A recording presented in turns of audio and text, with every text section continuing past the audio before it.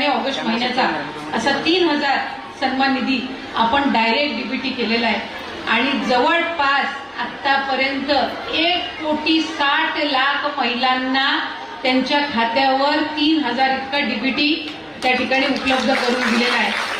अख्ख्या देशामध्ये एकाच वेळेला इतका मोठा लाभ देणारी मुख्यमंत्री माझी लाडकी बहीण ही एकमेव योजना आहे आणि या योजनेमध्ये आम्ही खरं तर माता भगिनींनो अनेक अटी शर्ती तर शिथिल केलेल्याच आहेत, पण एक अट जी आम्ही कायम ठेवली ती कसली होती माहिती आहे? ती म्हणजे जी माझी लाभार्थी महिला असेल, जिच्या कुटुंबाचं उत्पन्न 2.5 लाखाच्या कमी असेल, आम्ही त्याच महिलेला या योजनेचा लाभ देणार जिचं स्वतःचं वैयक्तिक खातं ती उघडेल। म्हणजे खातं हे तिचं स्वतःचं वैयक्तिक असलं पाहिजे। बऱ्याचशा माझ्या माता भगिनी अशा आहेत ज्यांचं अकाउंट, ज्यांचं बँकचं खातं त्यांच्या मिस्टरांसोबत किंवा भावासोबत जॉईंट अकाउंट होतं। त्या आम्हाला सुरुवातीला विचारायच्या की ताई आमचं जॉईंट अकाउंट आहे, काय फरक पडतो, तुम्ही आमच्या जॉईंट अकाउंटवर डीबीटी करा। आम्ही म्हटलं नाही, मुख्यमंत्री महोदयांच्या, एकनाथजी शिंदे साहेबांच्या, फडणवीस साहेबांच्या, अजितदादांच्या, सर्व मंत्रिमंडळातील सहकाऱ्यांच्या, आमच्या सगळ्यांची ही इच्छा आहे की लाभ हा त्या महिलेच्या खात्यावरच गेला पाहिजे। वैयक्तिक खात्यावर आज हा 1500चा सन्मान निधी द्यायचो, म्हणजे हा कशा पद्धतीनं खर्च करायचा हा अधिकार तुमचा राहतो। मी मुख्यमंत्री माझी लाडकी बहीण ही योजना जाहीर केल्यापासून प्रत्येक जिल्ह्यामध्ये आम्ही गेलो। मी आता एक 15-20 दिवसापूर्वी शहापूर जिल्ह्यामध्ये गेले होते। तिथं मला एक महिला भेटली, घरकाम करणारी महिला, म्हणजे लोकांच्या घरामध्ये जाऊन धुणी भांडणी करणारी महिला। ती मला म्हटली, ताई माझ्या नवऱ्याने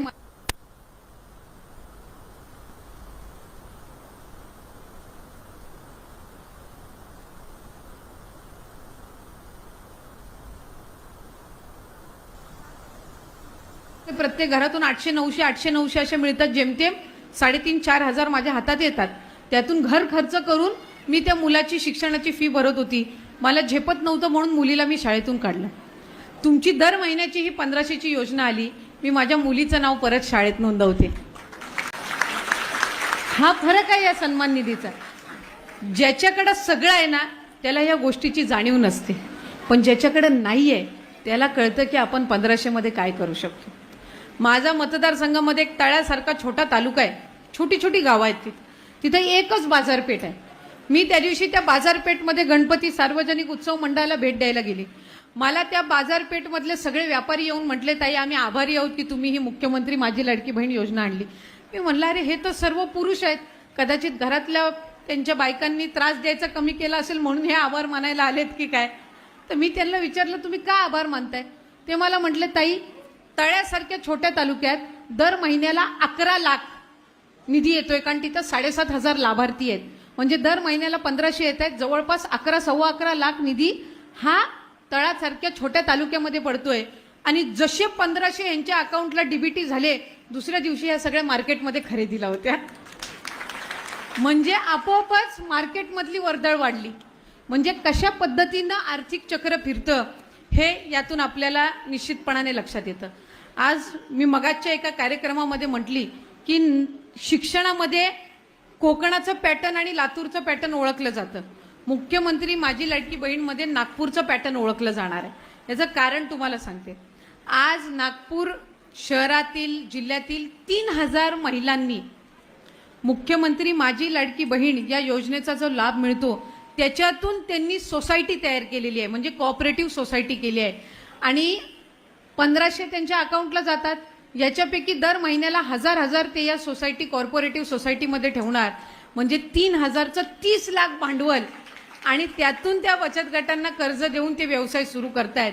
म्हणजे 1500 इतका सन्मान निधी मुख्यमंत्री एकनाथजी शिंदे साहेब, फडणवीस साहेब आणि दादांनी, बावनकुळे साहेबांनी आणि सर्व आमच्या आमदार मंत्री महोदयांनी जे तुमच्यासाठी लाडक्या बहिणींसाठी या लाडक्या भावांनी सुरू केला, याचा किती फायदा पुढच्या कालावधीमध्ये आपल्याला होऊ शकतो याचे एक छोटंसं उदाहरण मी त्यानिमित्ताने तुम्हाला सांगितलं।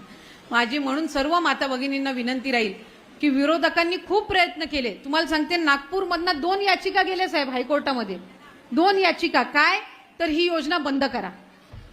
ही योजना बंद पाडण्यासाठी विरोधकांनी खूप प्रयत्न केला। महिलांचे खोटे फॉर्म भरून घेतले, का तर ह्यांना जर लाभ नाही मिळाला तर ह्या सरकारवर नाराज होतील म्हणून खोटे फॉर्म भरून घेतले। हायकोर्टात अपील केली की ही लाडकी बहीण योजना बंद करा। तरी पण ह्या सर्व अडीअडचणींवर मात करून महायुतीच्या सरकारने ही योजना यशस्वी करून दाखवली. आणि आता प्रत्येकीच्या अकाउंटला डीबीटी झाल्यानंतर विरोधक काय म्हणतात, आम्ही सरकारमध्ये आलो की आम्ही परत ही योजना चालू ठेवू. म्हणजे किती दुटप्पीपणा आहे बघा. आज महायुतीच्या सरकारने ही योजना आणली, तुम्हाला सगळ्यांना लाभ मिळतोय, आज तुम्ही आर्थिकरित्या सक्षम होताय, हे त्यांना बघवत नव्हतं. म्हणून त्यांनी सुरुवातीला हायकोर्टामध्ये ही योजना बंद व्हावी म्हणून अपील केली. आणि आज योजना यशस्वी होते, तर तुम्हाला काहीतरी एक भूलथापा करायचा आणि सांगायचं की आम्ही ही योजना चालू ठेवू. तुम्ही एकतर विरोध तरी करू शकता, नाहीतर तुम्ही समर्थन तरी करू शकता. दोन्ही अशी दुटप्पी भूमिका असू शकत नाही. म्हणून माझी माता भगिनींना विनंती आहे की पुढच्या कालावधीमध्ये सुद्धा आपल्याला ही योजना चालूच ठेवायची आहे. आज अजितदादांनी अर्थसंकल्प मांडत असताना पुढच्या मार्च 2025 पर्यंतची या योजनेची तरतूद करून ठेवलेली आहे. वर्षाला 43,000 कोटी या महायुतीच्या सरकारने, सन्मान्य मुख्यमंत्री आणि दोन्ही उपमुख्यमंत्र्यांनी आणलेल्या या योजनेसाठी 43,000 कोटीचा खर्च आहे. त्याची तयारी शासनाने ठेवलेली आहे. म्हणून आपल्याला जे बळ देतात त्यांना आपण बळ दिलं पाहिजे, त्यांना आपण आशीर्वाद दिले पाहिजेत. आणि एकदा माता भगिनींनी ठरवलं की आपल्याला या मंडळींना आशीर्वाद द्यायचा आहे, तर कोणीही त्यांना पराभूत करू शकत नसतं. आज महालक्ष्मीच्या आपल्या चरणी आपण प्रार्थना करत असतो की तिने आपल्या कुटुंबाला सुरक्षित ठेवावं. तुम्ही सगळे तिच्या रूप आहात, त्याच्यामुळे तुमच्या हातात आहे की कशा पद्धतीनं आपल्याला सक्षम ठेवणाऱ्या आपल्या भावांना पुढच्या कालावधीमध्ये बळ द्यायचं. माझ्या माता भगिनींना माझी विनंती राहील की या योजनेचा लाभ आपल्याला अधिकाधिक घ्यायचा आहे, पुढे सुद्धा घ्यायचा आहे. आम्ही सप्टेंबर महिन्याचा लाभ या महिन्याच्या अखेरच्या आधी तुमच्या अकाउंटला डीबीटी करणार आहोत, याचाही उल्लेख मी आज या कार्यक्रमाच्या निमित्ताने या ठिकाणी करते. पुढच्या कालावधीमध्येही रजिस्ट्रेशन सुरू राहणार आहे. आणखीन ज्या माता भगिनींनी रजिस्ट्रेशन केलं नसेल त्यांना सप्टेंबरच्या अखेरपर्यंत मुदत आहे. त्याच्यामुळे अधिकाधिक या योजनेचा लाभ घेण्याच्या दृष्टिकोनातून रजिस्ट्रेशन करा. आणखीन कोणाचे अकाउंट आधार कार्ड आणि बँक लिंक झालेलं नसेल तर ते सुद्धा तुम्ही लवकरात लवकर करून घ्या. काही खाती अशी आहेत की आधार कार्ड त्या महिलेचं आणि अकाउंट भावाचं किंवा पतीचं, त्याच्यामुळे तुम्हाला लाभ त्या ठिकाणी मिळत असताना अडचणी येतात. त्याच्यामुळे ज्या माता भगिनीचं आधार कार्ड आहे तिचंच अकाउंट त्या आधार कार्डला लिंक असलं पाहिजे. अशा पद्धतीची ही योजना महायुतीच्या सरकारने तुम्हा सगळ्या जणींसाठी आणलेली आहे. मी तुम्हाला सगळ्यांनाच मनापासूनच्या शुभेच्छा देते. आज इतक्या उत्साहात आनंदात तुम्ही या मेळाव्यामध्ये सहभागी झालात याबद्दल विशेष तुमचे आभार मानून या ठिकाणी थांबते. धन्यवाद. जय हिंद, जय महाराष्ट्र.